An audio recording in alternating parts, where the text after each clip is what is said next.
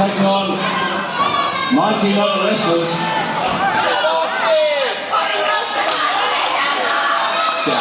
Just trying to get Pablo Sledgehammer, sorry, into the canvas.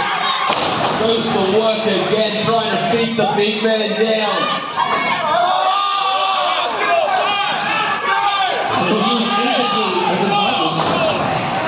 Well, when you think about Sledgehammer, Jason, he's got to eliminate all 4 limbs. And his head. I'd consider that a limb. He starts hip cutting. Big kick from Chad. Almost using the ropes again to lift some leverage. From Hubbard, seems to go down. Taking a shot on the shoulder.